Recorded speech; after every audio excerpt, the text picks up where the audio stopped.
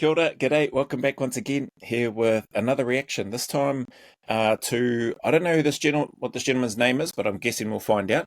It's on the Americans in Wartime podcast or channel on YouTube, and yeah, the title, as you can see, their founding Delta Force member reveals how the unit was formed. So I forget the name of the people who also sent me this link, who asked me to if I could have a look at this and do a reaction to it. So I apologize about that, but anyway, let's jump into this one.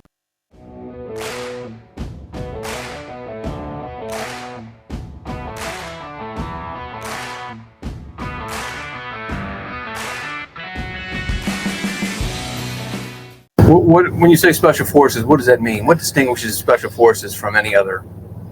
Well, we're special, obviously.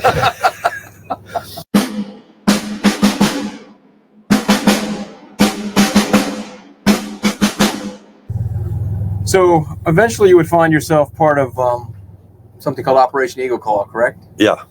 Tell us about that. Yeah, well, as I said, I went back to Special Forces and went actually to the Special Forces. Well, I went back to 5th Group, and the colors had just returned from Vietnam. Then I went to the Special Forces School and had the Military Free Fall Committee, the HALO Committee.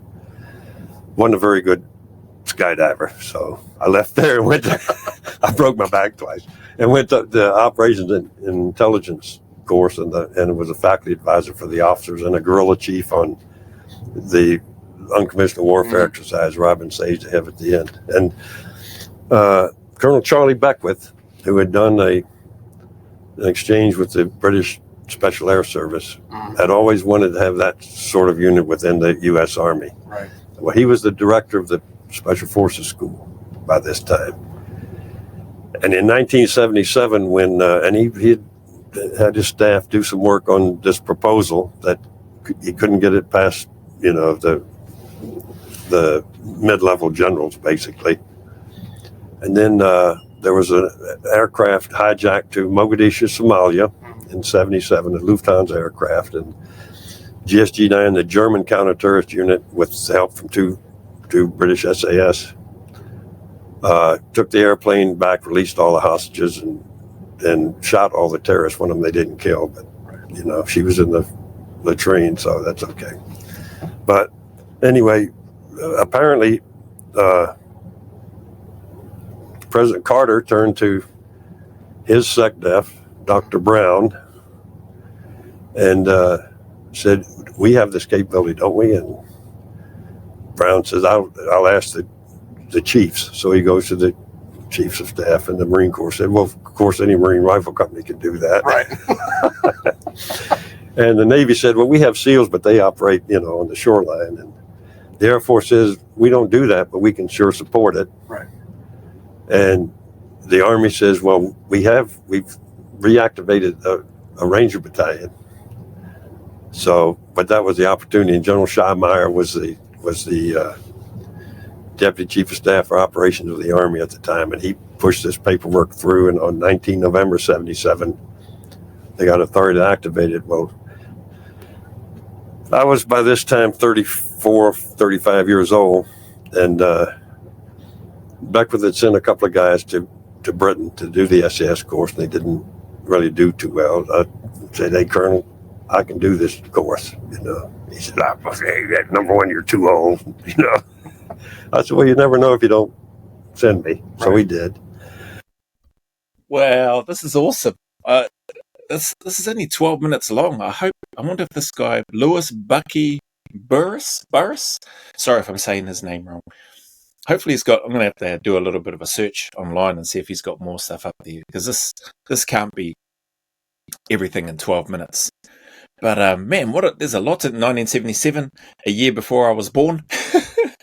This guy, apparently, a couple of guys, from what I think I just heard, a couple of US guys were sent to do the 2-2 SA selection, didn't do very well, so it sounds like they failed. And this guy's putting up his hand. He's saying he wasn't a very good man, saying he wasn't a very good free faller, and so, or skydiver, free faller, something like that. I can't remember which term he used, but broke his back twice. Holy heck!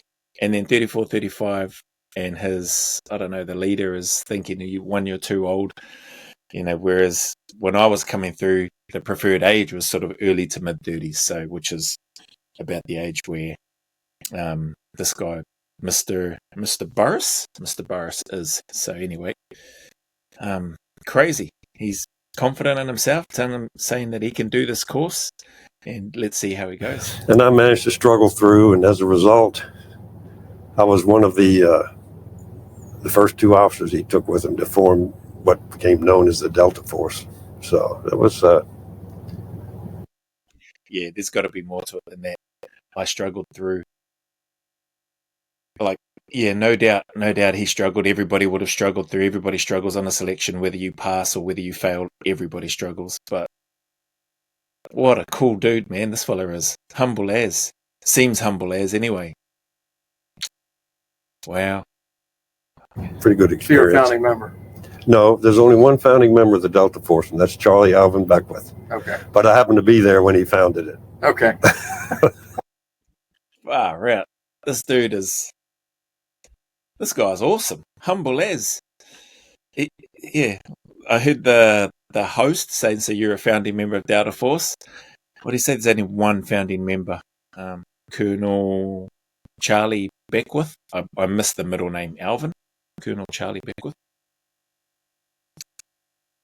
Amazing, man. And yeah, well, this guy's a founding member too. I'm sure that Colonel Beckwith probably considers this gentleman, Mr. Burruss, as a founding member of Delta Force.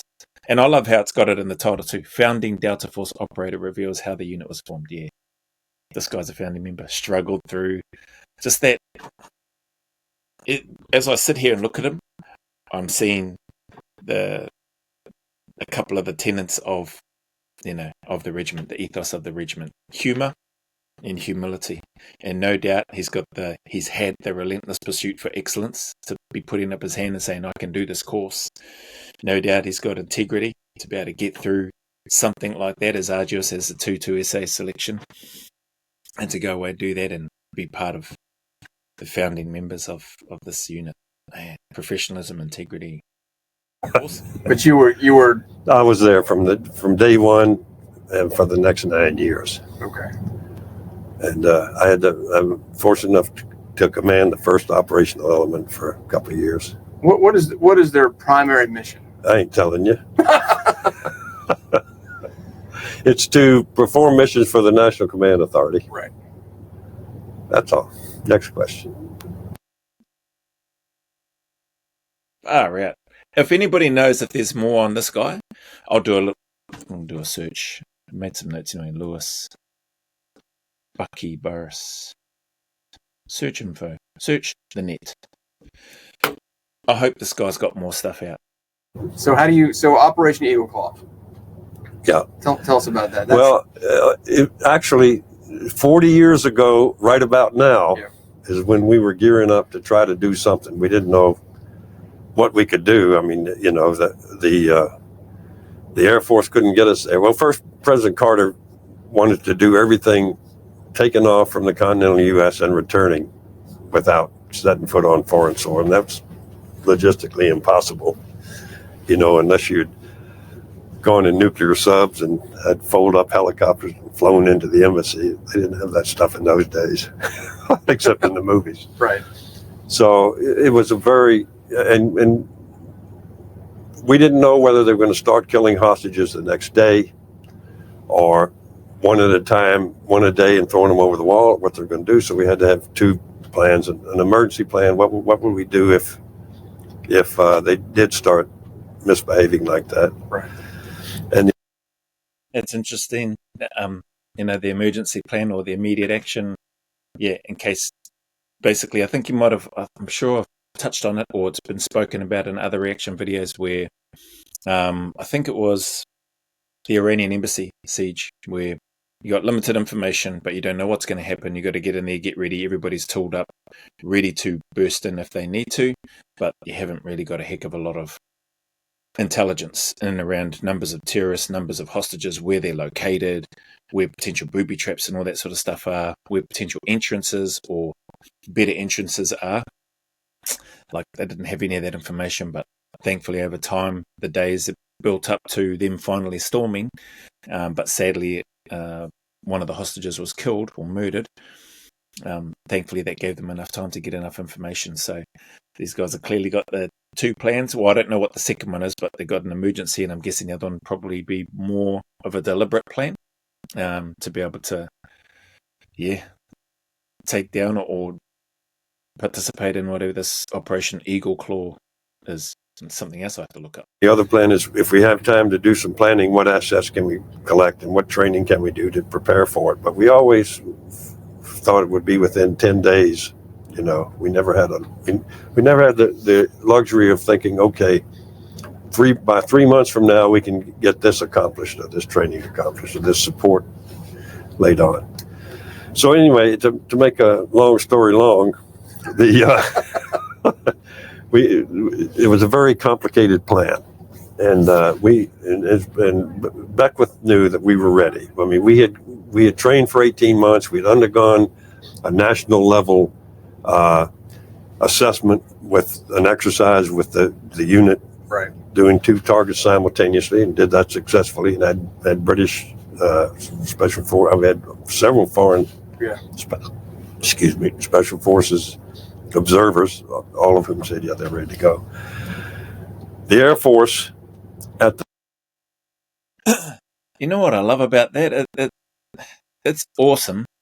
One, that the US saw what the UK is doing. Man, blinking trailblazers, pioneers in terms of what they've done. Well documented, everybody knows that, recognises it and acknowledges it. Well, if they don't, they should. But to have them, several other special forces units, I don't know who those other units are, but clearly 2-2, they would have been stoked to have that sign-off, seal of approval, tip cap from the regiment, from the 2-2 SAS regiment, to say that this unit in America, Delta Force, is ready to go. But in line with that, America's willingness and the humility shown, this is just my take, to invite them over, to say, hey, we're looking at doing this. They probably would have gone through a heck of a lot. This is our plan. This is the scenario. This is what we're trying to do to work on to test these operators. We'd love it if you could come and observe, assess, give us your feedback. Do you think we're ready? Do you think no? What areas do you think we need to improve on, etc., etc.? That takes a massive amount of courage, relationship, trust, all that sort of stuff on both ways, for that to happen. And that's just, man, to me, that's just really cool. It sounds awesome. It must have been a privilege to be a part of that, I would say, from those foreign SF units that went there, or observers that went there, right down to these guys like Lewis and Charlie Beckwith, Colonel Beckwith, the founder. The only one founder, according to this gentleman. But that says a lot about to me anyway, about these guys and their approach towards wanting to develop a special forces unit in line and or on par with the British 2-2 Special Air Service Regiment. When it first started, training safety had precluded the MC-130s, the combat Talons, from doing night blacked out landings on dirt strips. I mean, that was just something to save the aircraft, because there was no U.S. Special Operations Command then. Right. So the Special Operations Forces were competing with their services money. Suffering from bad service management? Jira Service Management from Atlassian. AI-powered support for your whole... Right. To get what they thought they needed. And a lot of times it was short shrift. The Army would say, well, we need another Special Forces group. And the big Army would say, no, we need another dozen Abrams tanks. So you forget that. And same thing with the other services. Yeah. So we had the Air Force very quickly trained up. I mean, they went things to the wall to get the training accomplished, and did some amazing things with. Wow. Articulate, intelligent, humble. This guy, man, pretty cool.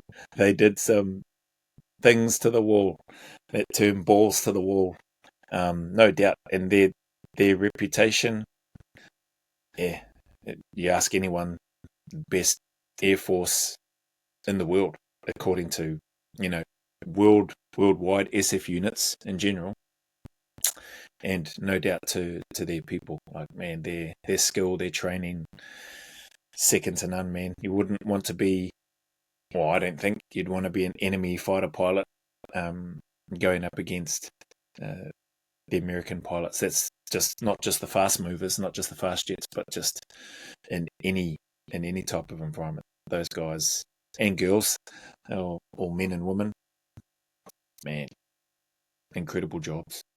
NVGs and night blacked out landings, and you know, they did an amazing job.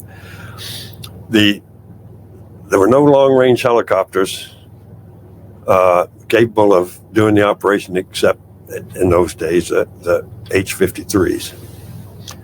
The RH-53 is a Navy minesweeping helicopter that the tail boom folds on, so they can put it on an elevator and take it below deck, so that the Nimitz could steam towards Iran, and the Russians are still in Afghanistan, remember. The Russian recon aircraft wouldn't see 8 helicopters on the deck, you know, and let the Iranians know, hey, guess who's heading your way with 8 choppers, you know. So that's why we had to use them, but it's not the machines, it's the man, you know. There's a certain mentality that you have to have to do that sort of work, and I honestly think that we forced these guys, I'm being kind now, I think we forced these guys who didn't have that mentality, and who I really think did not think until they hit the coast of Iran that this mission was ever actually going to go. You know, we used them, and it didn't work. We can blame it on dust storms, we can blame it on a lot of things, but the point is it didn't work. The bad news is that we lost 8 great airmen, Air Force and Marine Corps, 5 airmen, 3 Marines. But what really did come from it eventually was the formation of I guess JSOC is pretty well known now, the Joint Special Operations Command, to coordinate the operations of all the Special Operations Forces. But the biggest thing was a thing called MFP 11, Major Funding Program 11, which was their own money for Special Operations Forces. And of course, in order to have that, you have to have somebody holding the purse, and so the U.S. Special Operations Command was founded. And no longer do we have to compete with Abrams tanks when we needed something. In fact, we got a little spoiled, to tell you the truth. But it was very... So they should, so the SF units should, man, the work that they do. I know that there's people these days with regards to what's going on in Ukraine, between Russia and Ukraine, that believe that SF are probably obsolete. Don't need it now because there's drones and all this other stuff.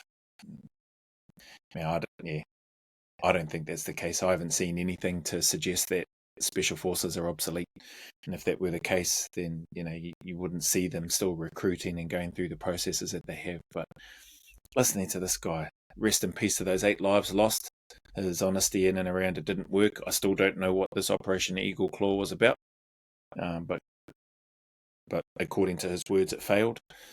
And 5 airmen and 3 Marines. Very good. Until it like all headquarters, that the military is accused frequently of throwing money at problems. We don't do that. Right. We throw headquarters at problems.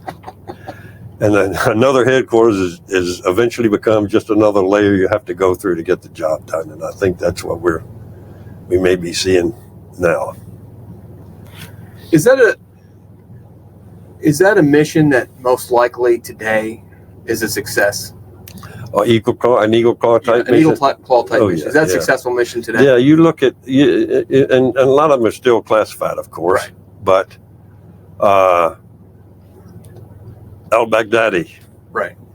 And even though the SEALs did it, Bin Laden, and a number of other things that many of which aren't in the public domain. Yeah, these guys are so well trained, equipped, and so well coordinated among the various services, and they all have selection courses. I mean, they all followed that Right. that Delta that precedent that the Delta Force set, I think. And yeah, they can do amazing things. I mean, they go so far beyond what we had envisioned when Beckwith stood this outfit up that's just amazing. People used to ask me, what is that outfit? I was just going to say that there must be an incredible sense of pride, like humble pride, from the founding members of Delta Force to see and hear what Delta is capable of doing now, what their Special Forces unit is capable of doing now, because some of their leaders, like the Colonel Charlie Beckwith, the founding member of Delta Force, had the courage to, see what was happening and what happened and go, man, we need this capability here.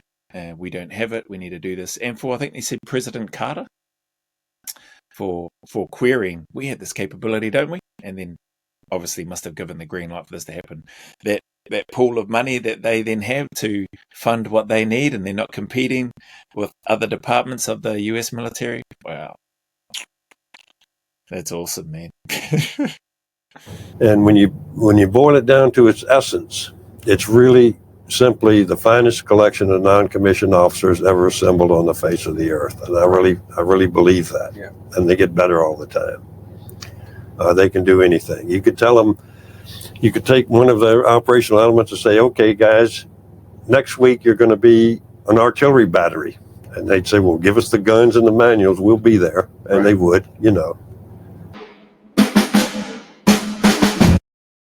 What? It's finished. Man, I'm going to probably go down a little bit of a rabbit hole and look for a bit more of Lewis Bucky Burruss. I wonder if he's been on the Sean Ryan show. Anyway, I'm sure it'll pop up when I type his name into YouTube. But thank you to those. Apologies again for those that sent this link through the comments and just said, hey, you want to check out this one when you have time to hear my thoughts. And my thoughts are, this guy is humble as a pioneer with regards to him and as he refers to, there's only one founding member of Delta Force, Colonel Charlie Beckwith. Awesome. I could listen to this guy for a long time speaking. He speaks really well. He's, man, just clearly intelligent, but extremely respectful. And the knowledge and information that this guy has, the modern day warriors of Delta Force, stand upon, and I'm sure they recognize and acknowledge it as well, but they stand upon the shoulders of people like this guy and the guys that had the courage to blaze the trail for them to, start and to be established and to be who they are today, which is feared around the world, no doubt. So anyway, thank you again. If you made it this far, thank you to those again who sent me this link. I really appreciate it. I really enjoyed this. 12 minutes, 13 seconds is not long enough for the creators of this Americans in Wartime video. It would have been great. Clearly, it looks like there's been a bit of editing, so maybe there's a longer version somewhere. So maybe I'll start on this channel first and have a look and see if there's a full version of this interview. Because, like I said, I could listen to this guy for a heck of a long time. It's very, very cool. Anyway, that's that. As always, the message is the same, eh? Anybody going through any hard times, difficulties, challenges, and keep turning up, keep staying in the fight, put one foot in front of the other, take one day at a time. Know that things do and will and can get better. So just stick at it. The sun will shine again. There are better days ahead. Those better days are closer than you think, and there is a light at the end of that tunnel. So anyway, thank you to those special forces around the world. Probably primarily for me, from my perspective, the ones that sort of resonate with me, that I'm grateful that we're a part of as part of that Five Eyes, the US, UK, Canada, Australia, New Zealand. Grateful for the work that they do. They're still in there fighting the fight. Grateful for those that go through selection in whichever country that is to go in put their hand up to want to serve in that capacity. And long may it continue, and long may they have success. So yeah, again, as always, go always a little further. Remember, who dares wins and who cares wins. And until the next video, there's a big mana wave coming from me to you, filled with my aroha, respect, appreciation, and gratitude for you all.